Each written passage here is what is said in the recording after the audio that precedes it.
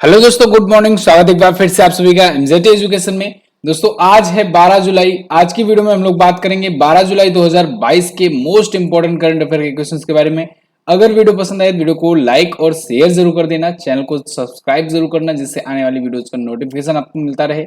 बहुत ही informative video होने वाली है दोस्तों, और एंड में एक स्पेशल अनाउंसमेंट है, तो आप वीडियो को एंड तक जरूर देखेंगे। आगे बढ़ने से पहले मैं आपको बताना चाहूंगा, टेक्स्ट बुक का दोस्तों डिस्काउंट वीक चल रहा है, महा डिस्काउंट वीक। इसके तहत अगर आप अभी टेक्स्ट बुक का पास लेते हैं तो आपको मिलेगा 25% का डिस्काउंट। यानी कि जो टेक्स्ट बुक पास ईयरली सब्सक्रिप्शन पास आपका 499 आता था, वो मिलेगा 375 रुपए में। तो आप जाइएगा, इसे टेक्स्ट बुक ऐप से प्राप्त कर पाइएगा। इसके लिए आपको कूपन कोड यूज करना होगा एमजेटी। ध्यान रहे, कूपन कोड में आप एमजेटी जरूर इंटर करेंगे, जिससे आपको इस 25% डिस्काउंट का फायदा मिल पाए। लिंक डिस्क्रिप्शन में है, आप जाइए अभी इसका फायदा उठाइए। बात करेंगे अब लास्ट डे के क्वेश्चंस की, कहीं आप भूल ना जाओ। क्विकली करेंगे रिवीजन। तो अभी ओपेक संगठन के महासचिव मोहम्मद बारकिंडो का निधन हो गया है, और हैथम अल घिस दोस्तों अब ओपेक के नए महासचिव बनाए गए हैं। ओपेक यानी organisation of petroleum exporting countries. अभी हाल ही में एफसीआरए नियमों में बदलाव के चलते हुए अब बिना अफसरों को सूचित करने से विदेशों से 10 लाख रुपए तक की धनराशि भारत में भेजी जा सकती है। पहले क्या होता था, सरकार को सूचित करना पड़ता था 1 लाख से ऊपर भेजने पर। अब वो लिमिट बढ़ा करके 10 लाख कर दी गई है। श्रीलंका के प्राइम मिनिस्टर रनिल विक्रमसिंघे ने भी इस्तीफा दे दिया है। गोटाबाया राजपक्षे जो अभी राष्ट्रपति हैं, वो भी 14 तारीख तक इस्तीफा दे देंगे। अभी हाल ही में अकाशा एयरलाइंस को डीजीसीए के एयर ऑपरेटर सर्टिफिकेट मिल गए हैं, और अब ये बिल्कुल रेडी है अपना उड़ान शुरू करने के लिए। एलिना रेबाकिना ये विंबलडन महिला एकल का खिताब जीत चुकी हैं। और वही मोहन सुब्रमण्यम दोस्तों दक्षिण सूडान में संयुक्त राष्ट्र मिशन में फोर्स कमांडर के रूप में नियुक्त किए गए हैं। Lieutenant general Mohan Subramaniam. त्रिपुरा में खराची उत्सव मनाया गया। यहाँ पर 14 देवी देवताओं की पूजा होती है। 1 हफ्तों तक यह उत्सव चलता है। प्राइम मिनिस्टर नरेंद्र मोदी जी ने गुजरात के सूरत में प्राकृतिक खेती सम्मेलन का उद्घाटन किया है। और नोवाक जोकोविच 7वीं बार अपना विंबलडन का खिताब जीत गए हैं। ओवरऑल 21 ग्रैंड स्लैम ये जीत चुके हैं। नोवाक जोकोविच सर्बिया के रहने वाले हैं। ये तो टॉप 9 करंट अफेयर के क्वेश्चंस थे दोस्तों, जो कल की वीडियो में हम लोगों ने पढ़े थे, जिनका आपने क्विकली रिवीजन कर लिया, याद हो गया होगा आपको। अब चलिए अब बात करेंगे आज के दिन के शानदार क्वेश्चंस की। आज आपके लिए पहला क्वेश्चन है, वर्ल्ड पॉपुलेशन डे कब सेलिब्रेट किया जाता है? विश्व जनसंख्या दिवस। तो आप सबको पता होना चाहिए 11 जुलाई को दोस्तों विश्व जनसंख्या दिवस मनाया जाता है। मोस्ट इंपोर्टेंट डे होता है। 11 जुलाई को दोस्तों जनसंख्या के बारे में अवेयरनेस फैलाने के लिए, दुनिया भर में बढ़ती पॉपुलेशन को लेकर के अवेयरनेस फैलाने के लिए यह दिवस मनाया जाता है। तो इस बार भी ये 11 जुलाई को मनाया गया। और थीम इस बार की क्या थी? थीम थी ए universe of 8 billion which expect a strong future for all generation, all guaranteeing freedom and decision for all. यानी कि 8 अरब का संसार जो है, इस सबके लिए समायोजी भविष्य की ओर, अवसरों का लाभ उठाना और सबके अधिकार सुनिश्चित करना, ये है इस बार की थीम। थीम थोड़ा सा लंबी है, तो पूछे जाने के चांसेस जो हैं वो कम हो जाते हैं। 1989 में दोस्तों यूनाइटेड नेशन के डेवलपमेंट कार्यक्रम की गवर्निंग काउंसिल ने विश्व जनसंख्या दिवस की स्थापना करी थी। और भारत में अगर बात करें तो चाइना के बाद दूसरी सबसे बड़ी पॉपुलेशन वाला देश माना जाता है इंडिया। अच्छा, वहीं यूएन ने अभी बताया हुआ है कि 2023 तक जो है इंडिया ये चाइना को पीछे कर देगा पॉपुलेशन के मामले में। अभी हाल ही में एक रिपोर्ट आई थी, और इस पर जय गोपाल सर ने आप लोग को एक वीडियो भी दी कल। तो आप लोग अगर ट्रेंडिंग टॉपिक पर वीडियो देखते होंगे तो जरूर आपको पता होगा, ठीक है ना। आप लोग ट्रेंडिंग टॉपिक की भी वीडियो जरूर देखा करो। तो वीडियो आती है 1 बजे और एक आता है दोस्तों रात को। फिलहाल यहाँ पर अगर 2021 की थीम पूछी जाए आपसे, तो आप बताएंगे the impact of covid pandemic on fertility. ये पिछली बार वाली थीम थी, पिछली बार वाली इंपॉर्टेंट थीम थी, छोटी भी थी और पूछी भी जा सकती है, अभी भी पूछी जा सकती है, ठीक है। चलिए अगला, हाल ही में किसे जीवन भर के वाईएसआर कांग्रेस का अध्यक्ष चुना गया? तो वाईएसआर कांग्रेस के दोस्तों अध्यक्ष चुने गए वाईएस जगन मोहन रेड्डी। ये कौन है? ये आंध्र प्रदेश के सीएम हैं। आंध्र प्रदेश के सीएम है करेंट टाइम पर वाईएसआर जगन मोहन रेड्डी जी। और इनको वाईएसआर कांग्रेस पार्टी का अध्यक्ष लाइफ टाइम के लिए चुना गया है। अभी ये अध्यक्ष थे, लेकिन अब लाइफ टाइम के लिए रहेंगे। कारण ये है कि इनकी ये जो पार्टी है ना, इनके पिताजी ने ही बनाई थी, और वो भी सीएम रहे थे। वाईएसआर कांग्रेस पार्टी की स्थापना उन्होंने ही की थी। और अब उनके बेटे सीएम हैं और फिर अब वो लाइफ टाइम के लिए दोस्तों रहेंगे इस पार्टी के अध्यक्ष के रूप में। अपने पार्टी के संविधान में बदलाव कर लिया है, नियमों में बदलाव कर लिया है और अभी ये फाइनल हो गया है कि अब ये लाइफ टाइम तक प्रेसिडेंट उसके बने रहेंगे। तो ये आंध्र प्रदेश के पूर्व मुख्यमंत्री वाईएस राजशेखर रेड्डी के बेटे हैं। और वाईएसआर कांग्रेस की अगर बात करें तो पूरा नाम होता है युवा जन श्रमिक रैथू कांग्रेस, ये है पार्टी का पूरा नाम। क्लियर है, पार्टी का नाम भी कभी कभी पूरा पूछ लिया जाता है। आंध्र प्रदेश के बारे में हम लोग बात करेंगे। आंध्र प्रदेश देख पाओगे आप मैप में, यहां पर है, ये जो आपको स्टेट दिख रहा है इंडिया में, ये है आंध्र प्रदेश। यहीं से अलग हुआ दोस्तों तेलंगाना। तेलंगाना 2 जून 2014 को अलग हुआ। कब अलग हुआ? 2 जून 2014 को अलग हुआ। आंध्र प्रदेश की अगर बात करें तो यहाँ की एग्जीक्यूटिव कैपिटल है विशाखापत्तनम, लेजिस्लेटिव कैपिटल है अमरावती और जुडिशियल कैपिटल है कुर्नूल। जगनमोहन रेड्डी जी यहाँ के सीएम हैं, विश्वभूषण हरिचंदन जी यहाँ के गवर्नर हैं। अगर आपको याद हो तो इन्हीं को अभी हाल ही में कलिंग रत्न पुरस्कार मिला था, कलिंग रत्न पुरस्कार मिला था विश्वभूषण हरिचंदन जी को। प्रशांत कुमार मिश्रा जी यहाँ के चीफ जस्टिस हैं। अगर झीलों की बात करें तो कोलेरू झील है, पुलकी झील है नेशनल पार्क में, Shri Venkateswara national park, Rajiv Gandhi national park. इसके अलावा दोस्तों एक और है नागार्जुन सागर, नागार्जुन सागर नेशनल पार्क, ये भी आप याद रखेंगे। ठीक है, और कुचिपुड़ी यहाँ का प्रमुख लोक नृत्य है, धमाल, मथुरी, डांडरिया ये भी होता है। क्लियर। तिरुमाला वेंकटेश्वर स्वामी मंदिर, अनंतपुरा, विजयवाड़ा ये सभी प्रमुख चर्चित स्थल हैं यहाँ के। अब देखो ये अपना बॉर्डर शेयर करता है किससे किससे? उड़ीसा शेयर करता है, ये अपना बॉर्डर हल्का सा छत्तीसगढ़ से भी शेयर करता है। इसके अलावा तेलंगाना से, इसके अलावा कर्नाटका से और तमिलनाडु से भी अपना बॉर्डर शेयर करता है। दोस्तों आंध्र प्रदेश में ही भारत की आखिरी जो अभी जो हाईकोर्ट बनाई गई है 25वीं हाईकोर्ट, वो है अमरावती हाईकोर्ट, यहीं पर स्थित है। 18वां रेलवे जोन जो कि लेटेस्ट है या कहें लास्ट रेलवे जोन है भारत का, दक्षिण तटीय रेलवे जोन जिसे साउथ कोस्टल रेलवे जोन कहते हैं, उसका हेडक्वार्टर भी आंध्र प्रदेश में ही है, विशाखापत्तनम में।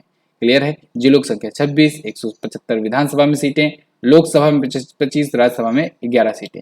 अच्छा, यहाँ पर विधान परिषद भी है, विधान परिषद भी है यहाँ पर, ठीक है ना। आंध्र प्रदेश में भी है, तेलंगाना में भी है। अगला, हाल ही में IFAD का नया अध्यक्ष किसे नियुक्त किया गया? तो अभी हाल ही में दोस्तों अल्वारो लोरियो को नियुक्त किया गया है IFAD का नया अध्यक्ष। ये आए हैं गिलबर्टो हैंगवो जी की जगह पर।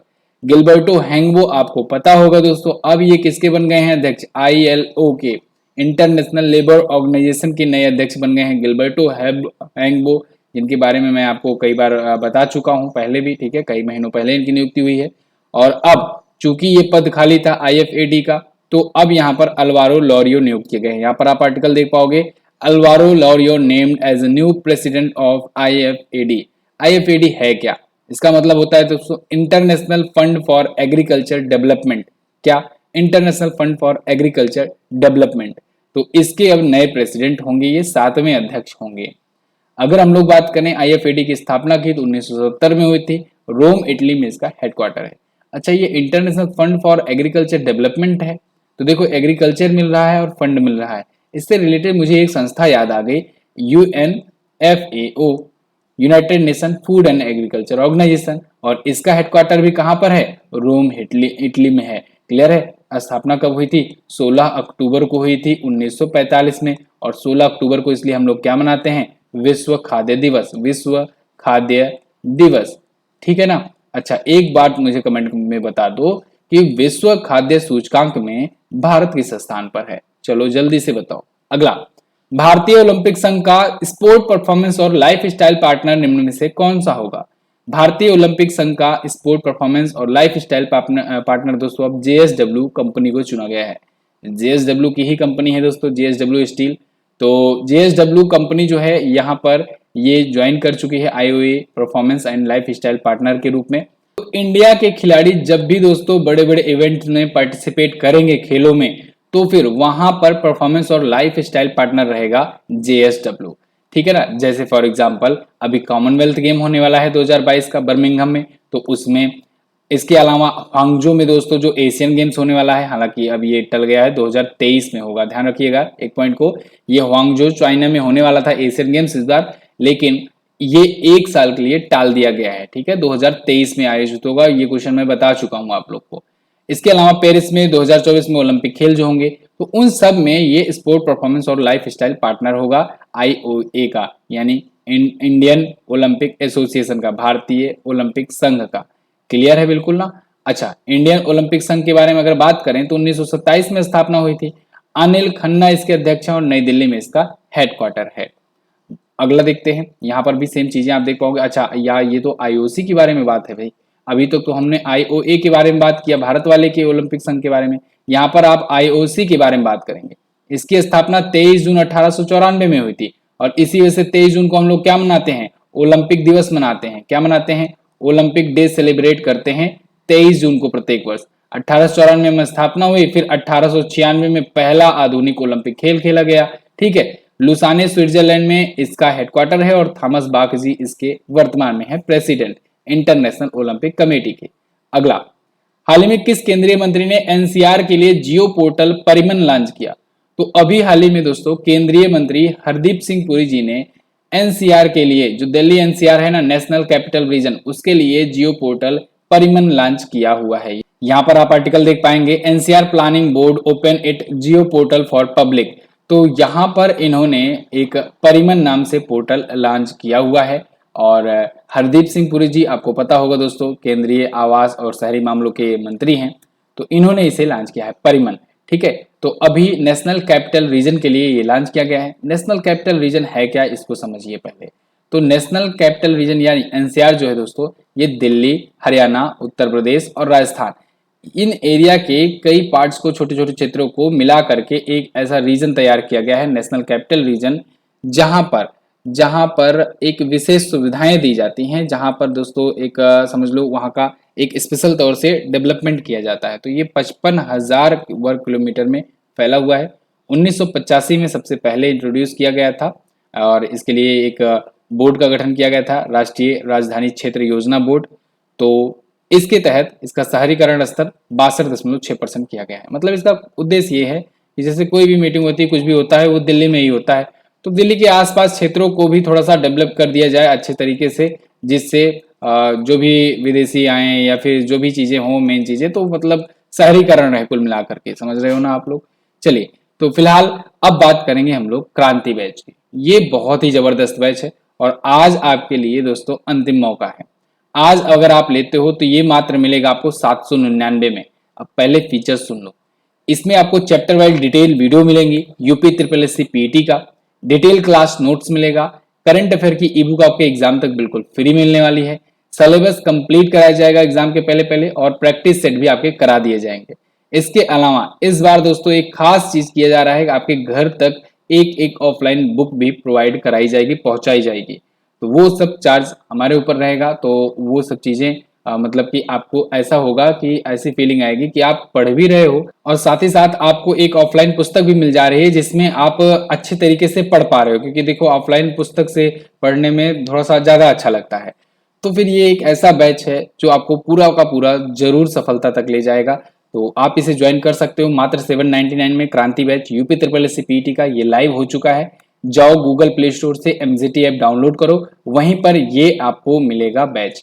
अगर आप चाहते हो यूपी ट्रिपल एससी में इस बार शानदार प्रदर्शन करें तो आपको ये बैच जरूर लेना चाहिए। पिछली बार आपने देखा कि बैच हम लोगों ने नहीं लॉन्च किया था यूपी ट्रिपल एससी पीटी का, लेकिन इसके लिए क्लासेस चलवाई थी और उन क्लासेस से आपको 100% करंट अफेयर का मिला था, जीके के भी आपको 100% क्वेश्चंस मिले थे देखने को। ठीक है ना। इस बार तो आपको मैथ, रीजनिंग वगैरह, जीके, जीएस, करंट अफेयर, हर एक चीज, हर एक सब्जेक्ट को डिटेल कंप्लीट यहाँ पे तैयार कराया जाएगा। यानी इसके बाद आपको किसी और बैच, किसी और बुक खरीदने की जरूरत नहीं पड़ेगी। ये आप पा पाओगे एमजीटी ऐप पर। जाओ, कोर्स लाइव है। एमजीटी ऐप पर जाने के बाद वीडियो कोर्स सेक्शन में जाना, आपको ये कोर्स मिल जाएगा। अगला, हाल ही में कौन सा रेलवे स्टेशन संवर्धित वास्तविकता ऑगमेंटेड रियलिटी सुविधा वाला पहला स्टेशन बना? वो बन गया है छत्रपति शिवाजी महाराज टर्मिनस, जो कि है दोस्तों मुंबई में। कहां पर है? मुंबई में है। तो ये बन गया है अभी हाल ही में रेलवे स्टेशन संवर्धित वास्तविकता या कहें ऑगमेंटेड रियलिटी सुविधा वाला भारत का पहला स्टेशन। ये होता क्या है इसको समझो आप लोग। यहाँ पर आप आर्टिकल के रूप में भी पढ़ पाओगे चीजों को। देखिए, इसमें क्या होगा कि इसमें जैसे आप स्टेशन पर जाओगे, मान लो आपकी ट्रेन लेट है, तो आप सोचोगे कि अब बैठ करके क्या करें। तो वहां पर स्टेशन पर ऐसी सुविधाएं होंगी वर्चुअल रियलिटी टाइप की, जहां पर जाओगे आप तो आपको वर्चुअल रियलिटी के माध्यम से ही जानवर, जादू के करतब, बर्फबारी, ठीक है ना, वर्चुअली जानवर जो रहते हैं, साथ ही साथ दुनिया के किसी भी स्थान पर आप वर्चुअली यात्रा भी कर पाओगे। तो ये सब एक इंटरटेनमेंट के लिए होगा। और ठीक वैसे ही जैसे अभी मैंने कुछ महीनों पहले आपको बताया था, एक आर्टिकल आया था, एक न्यूज आया था चर्चा में, जब बेंगलुरु स्टेशन पर ऐसा ही कुछ दोस्तों एक फ्रेश वाटर का एक एक्वेरियम टनल स्थापित किया गया था। आपको याद हो अगर, एक movable fresh water tunnel aquarium launch किया गया था, और वो भी स्टेशन पर ऐसे ही था, मतलब जो व्यक्ति हों वो बोर ना हो स्टेशन पर, यहाँ पर जाकर के एंटरटेनमेंट कर सकें। ठीक है। अच्छा, आपको याद होगा मुंबई में ही एक और चीज आया हुआ था, पॉड पॉड होटल की व्यवस्था, जहां पर मैंने आपको बताया था कि 12 घंटे और 24 घंटे के लिए आपको पॉड होटल्स मिलेंगे, छोटे छोटे होटल्स मिलेंगे, और आप रेंट दे करके यहाँ पर स्टे कर सकते हैं। तो पॉड होटल टर्मिनल वाला ये पहला स्टेशन भी कौन सा है? मुंबई का ही है। क्लियर है। अगला, कॉफी बोर्ड ने जलवायु प्रतिरोधी किस्मों की विकसित करने के लिए किसके सहयोग को मंजूरी दी है? तो दोस्तों, कॉफी बोर्ड ने अभी हाल में इसरो के साथ समझौता किया है, जिससे जलवायु प्रतिरोधी जो किस्में हैं उसको विकसित करने के लिए मदद मिल सके इसको। यहाँ पर आप आर्टिकल देख पाओगे, coffee board and ISRO team up to develop climate resistance coffee varieties.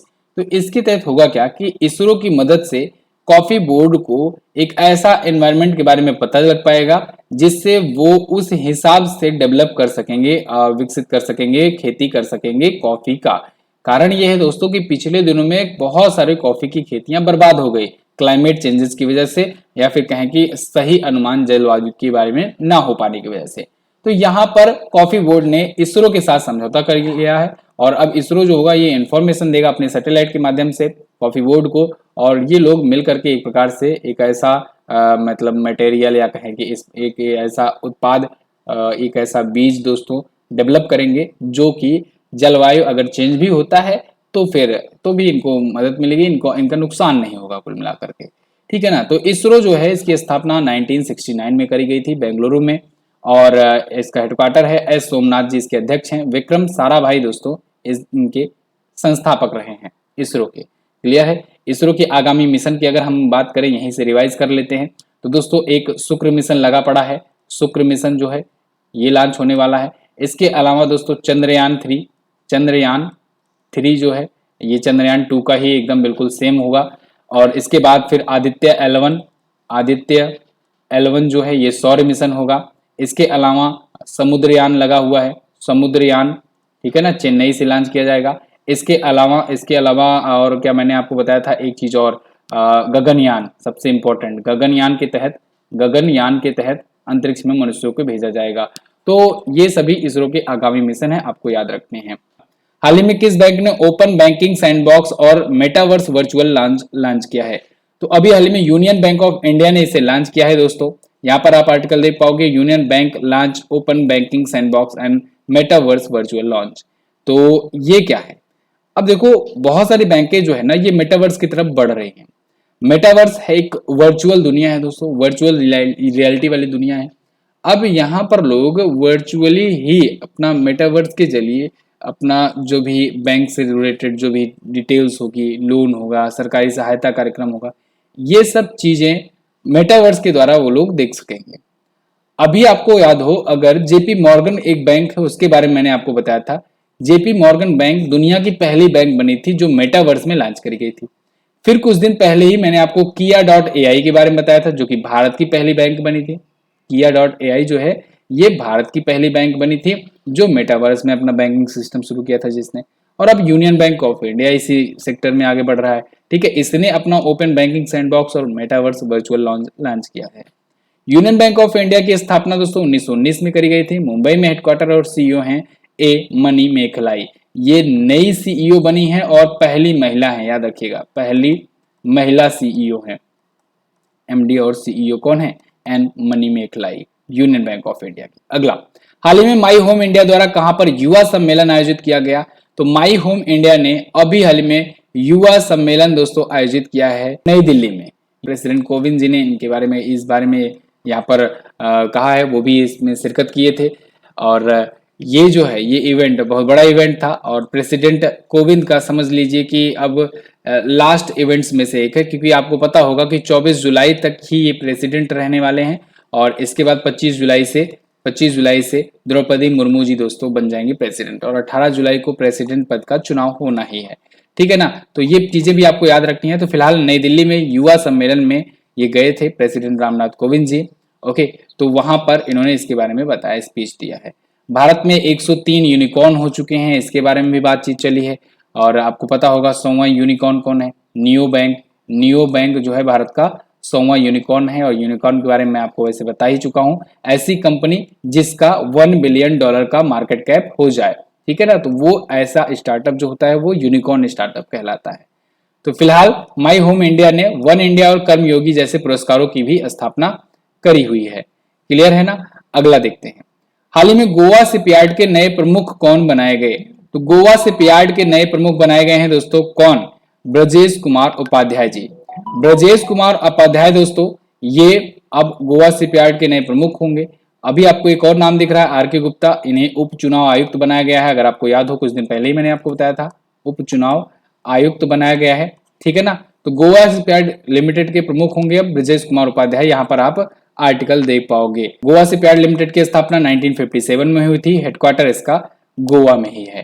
Clear है, चलिए तो ये तो थे आज के दिन के टॉप 10 करंट अफेयर के क्वेश्चंस। आई होप आपको वीडियो पसंद आई होगी। अगर पसंद आई है वीडियो को लाइक और शेयर जरूर कीजिएगा। एक स्पेशल अनाउंसमेंट है दोस्तों, जो लोग हमारे पुराने स्टूडेंट होंगे जो 2018 या 19 या स्टार्टिंग के 2020 में जुड़े थे, उनको दोस्तों पता होगा कि पहले एक सिस्टम शुरू किया जाता था कि आप में से जो डिटेल कमेंट का आंसर देता था, जो डिटेल में लिखता था, यानी कि 2 क्वेश्चन पूछे जाते थे और दोनों क्वेश्चन में 3-3 लाइन में आंसर किया करता था, उनके नाम मैं आपको बताया करता था वीडियो के एंड में।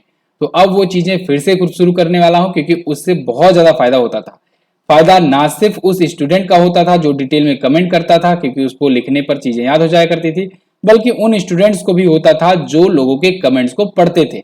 तो आप लोग डिटेल में लिखना शुरू कर दीजिए। 2 क्वेश्चन जो पूछे जाते हैं उनको डिटेल में आंसर कीजिए, ज्यादा से ज्यादा डिटेल लिखिए, और जिनका डिटेल ज्यादा रहेगा उन ऐसे टॉप 10 लोगों का नाम मैं यहाँ पर प्रदर्शित करूंगा। तो यहाँ पर आप देखेंगे लास्ट डे का क्वेश्चन, राष्ट्रीय खेलों का आयोजन मैंने पूछा था केरल में 2015 में किया गया था, अब गुजरात में अगला वाला होना है। मुख्य चुनाव आयुक्त हैं राजीव कुमार जी। आज आपके लिए क्वेश्चन है जिसका आपको आंसर करना है। मणिक साहा त्रिपुरा के कौन से मुख्यमंत्री हैं ये आपको बताना है। इसके अलावा जीवा कार्यक्रम कब शुरू किया गया है, यहाँ पर आप त्रिपुरा से रिलेटेड कुछ चीजें बता सकते हो। यहाँ पर आप देखिए मैं नाम तो नहीं लूंगा फर्म का, लेकिन उसके बारे में आप कई चीजें बता सकते हो। ठीक है ना, और मैंने आपको प्राकृतिक खेती के बारे में बताया सब बहुत सारा पॉइंट, उसको भी आप बता सकते हो। तो ये सारी चीजें हैं, आप डिटेल में आंसर कर सकते हो। आपके नाम कल से प्रदर्शित करने शुरू कर दिए जाएंगे। तो फिलहाल कैसी लगी वीडियो आप कमेंट करके हमें जरूर बताइएगा। इसका क्विज और पीडीएफ बिल्कुल फ्री में प्राप्त कीजिए आप एमजेटी ऐप पर जाकर के। तो गूगल प्ले स्टोर पर जाइए, एमजेटी करंट अफेयर और जीके ऐप डाउनलोड कीजिए और इसका फायदा उठाइए। टेलीग्राम पर वन लाइनर भेज जाता है, उसका भी फायदा उठाइए। कोर्सेज में जाकर के आप कोर्स ले सकते हैं। फिलहाल मिलते हैं अगली वीडियो में दोस्तों, तब तक के लिए नमस्कार, जय हिंद, वंदे मातरम।